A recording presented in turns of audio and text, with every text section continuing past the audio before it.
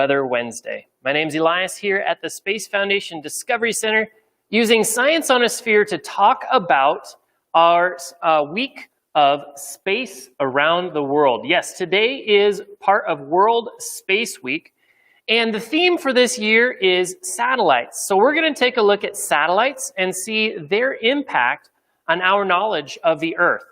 So how many different ways can you think that satellites impact our life? What are different ways that we can use satellites? I'll give you a minute to think about.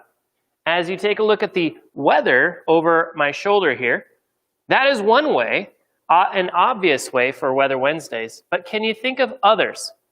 We're going to take a look at some of these other data sets that I have and look at how can we study the Earth using different frequencies. I've talked about this before when talking about satellites, how satellites can see in different colors. Those are different wavelengths or different frequencies. And each of these frequencies can pick out different data, different kinds of information. So as we're looking at the Earth, we can see different things using wavelengths. So for example, here is an interesting data set. Once I fast forward this here, take a look at all this green here. Now, what is this looking at? This is looking at carbon released and carbon absorbed. So looking at carbon, like carbon dioxide, carbon monoxide, all the carbon-based elements. And we can see that the lighter yellows are carbon released, and green is carbon absorbed. So carbon absorbed means that the trees and plants are doing a good job, and oceans are doing a good job of absorbing that carbon. So you can see the difference as we go through seasons. You can see that change, especially here in the northern hemisphere, as we go through seasons. And if you want a further breakdown of the seasons, you can look back at some of our previous episodes. In fact, last week, we talked about migrations. We talked about how animals move around because of the seasons. And we looked at plants and how plants change through the seasons. So we can see that happen here in the northern hemisphere. So looking at carbon, we can see that from space. Along those lines, carbon dioxide, or the chemistry of the atmosphere, we can take a look at that. Did you guess, or did you say chemistry? Not many people understand that we can get a really good look at what's in the atmosphere from space. Now, we can measure these things from the ground by sending up balloons up into the sky, but to get a global perspective, it's really useful to have satellites. So looking at this amazing data set of carbon dioxide and carbon monoxide mixing, the chemistry in the atmosphere, we can see that from space. Here's another one that's really another cool, very colorful image. This is looking at both the land or the topography of the land as well as the bathymetry. Bathymetry is the depth of the ocean. So we can see the seafloor on this one here too. Take a look at that. So we can see land elevation, topography there, and we can see the bottom of the ocean depths using satellites. That's pretty amazing to think about, that we can look through the water. We can see the depths of the ocean. We can see what the bottom looks like, at least what the height or elevations are of under the oceans there. Here is another wonderful picture. Now, this was not taken by a satellite, but this gives you a perspective that if you were standing on top of Mount Everest, which is the tallest mountain in the world, here behind me, you're looking at the highest point on the Earth, and yet you can't really see that far. You can't see very far away. And so we need a global perspective. We need to see a bigger picture, and that's where satellites can come in. They're traveling, they're orbiting around the Earth so fast that we can actually cover the entire Earth 2 times. We can see the entire Earth 2 times every day. So satellites are really powerful. So far we said weather. We talked about chemistry of the atmosphere, talked about the carbon cycle and looking at the atmosphere. Now seeing the Earth, looking at the Earth with pictures. How about sea surface temperature? Here is real-time sea surface temperature anomaly. Anomaly means warmer or cooler than average. And so we can see this is surface temperatures. And then we also have sea surface temperature. So that's looking at land. Here is looking at water, looking at the difference in temperatures around the oceans, warmer than average or cooler than average. So the Earth has lots of boats and ships that are traveling across the ocean.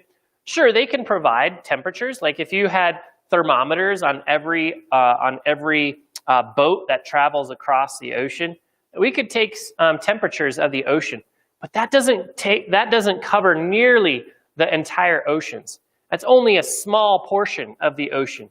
So from space, we can see the entire ocean, and we can see how temperature changes over time. So that's really, really important. Let's take a look at, let's see if there's another one here. One of my favorites to look at, of course, regarding the weather, here is a precipitation. So from space now, there are a couple satellites, and I'll show you a picture of one of those satellites. But there are a couple satellites that are actually studying just the precipitation that's falling around the Earth. There is a satellite called GPM, which is the Global Precipitation Measurement Mission. And it, combined with other satellites from other countries, can measure water or can measure rainfall around the world all at once. So instead of just looking at a particular side or particular area of the Earth, we can measure precipitation around the world. Now, why is this helpful? Think about it. You have precipitation coming down. What do we do with that precipitation? Well, that's our drinking water, right? If it falls as snow, it builds up in the mountains and then slowly releases into our rivers and reservoirs. That water falls down into creeks and streams. Eventually, it soaks into the ground and goes into aquifers under the ground. So knowing where the rain is falling, where the precipitation is falling, is really important.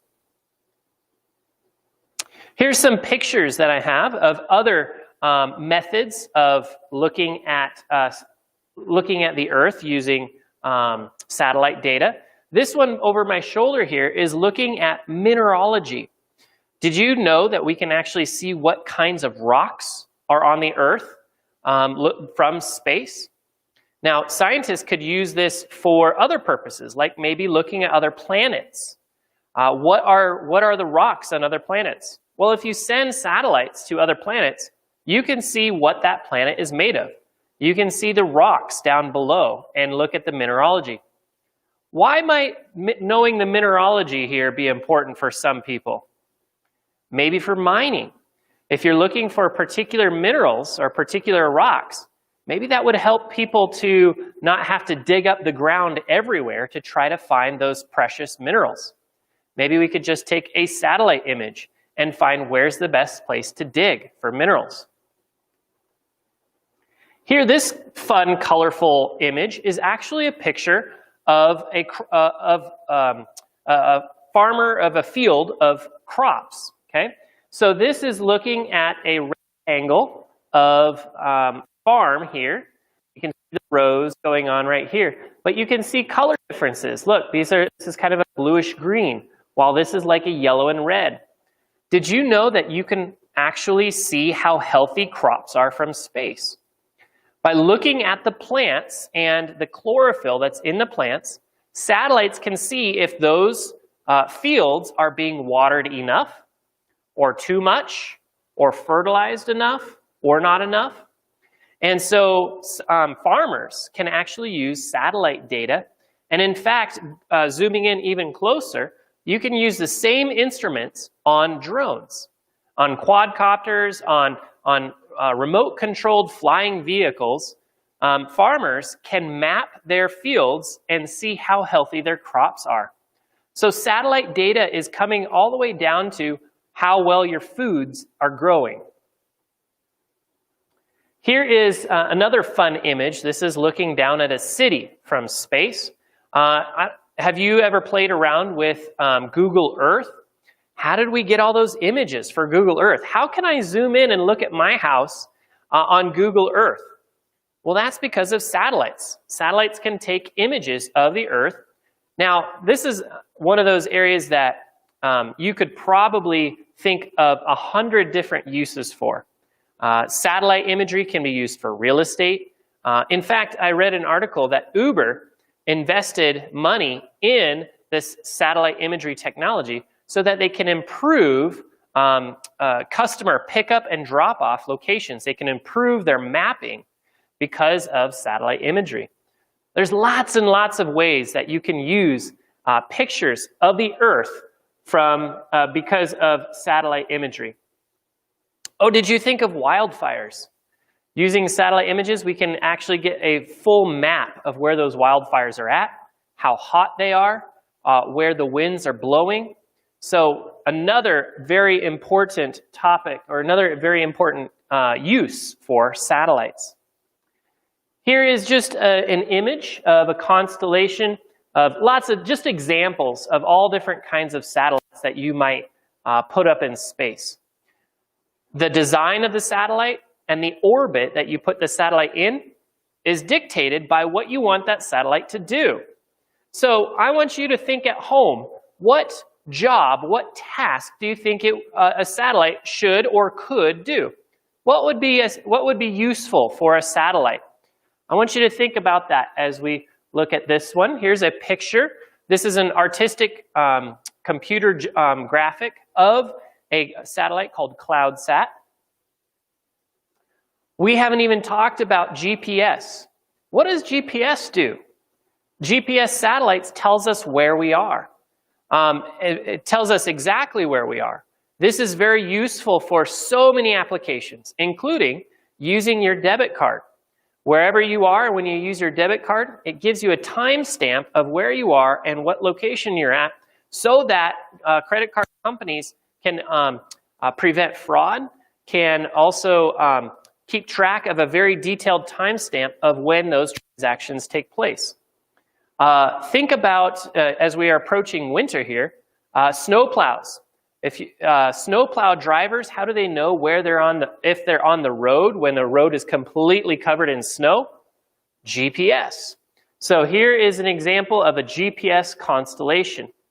Also, because of this, we have a space spin-off of what's called the search and rescue capability. So satellites can be connected to warning beacons, GPS beacons, where if you are in danger, you can push a search and rescue beacon and have search and rescue know exactly where you're at because of GPS and other satellites. And lastly, this is that satellite that I talked about earlier, which was GPM, the Global Precipitation Measurement Satellite. This can look at and literally take a CAT scan, a three-dimensional look at a storm, at a hurricane, and see how much precipitation is in it and what is happening, what are the physics going on inside. Speaking of physics, let's wrap this up. And speaking of storms, let's wrap this up by looking at the weather around the world. So I'm going to give you two images here real quick. This is our real-time clouds. And so moving forward to today, this morning, 10/7, October 7th, looking around the United States is fairly clear. Some nice weather going on around the United States. However, we have this little storm system right here in the Gulf of Mexico that scientists are keeping a watch on. They're expecting this to grow pretty strong and develop into a hurricane. Where this hurricane is going, the maps are showing that it might head towards Louisiana. Again, this would make 3 times that a hurricane had would make landfall in Louisiana this year. So keep close eye on that. We can also see this ridge of pressure over the northwest here. And so we can use satellite data to predict what the weather is. Lastly, I'm going to finish with my favorite one, and that is GOES 16 and 17 true color imagery. So here is the United States, and looking at it, I'm going to pause it right here. Just seeing all the colors there, it's just so amazing. Again, remember, all the colors has to do with the different frequencies that a satellite can see. These GOES 16 and 17 satellites is the most advanced weather satellite we've ever built. We can see many different frequencies, many different colors, and that allows us to see clouds and precipitation and fog and wildfire smoke and all these things. And did you know that you actually can access this imagery at home? That's right. You can take a look at these weather satellite data by going to this website right here, and we've posted it on the video there for you guys to see too. I'd like you to take a look at this. This is really powerful. How you can access satellite data from home, satellite imagery. Really fantastic, really fun images that you can see right now. So why don't you go ahead and take a look at that, open that up on the internet there. We're going to leave this up for just a few more minutes, or just a little bit longer here, so you can access that. But write this down, type this out. This is a fun, just a very interesting website that you guys can visit. Also, you can come visit us here at the Space Foundation Discovery Center as we continue to talk about World Space Week. Today we are doing Home Study Day, where we are looking at satellites' impact on our daily lives as well. This coming weekend, on Saturday, we have lots of events going on here at the Discovery Center also. Or you can reach out to us on social media. Send us your questions if you have questions about weather, or if you just have questions about space or science. Let us help you in your studying of science at home. We look forward to hearing from you. So until next time, thank you for joining me, and have a wonderful week studying about weather and satellites. Talk to you later.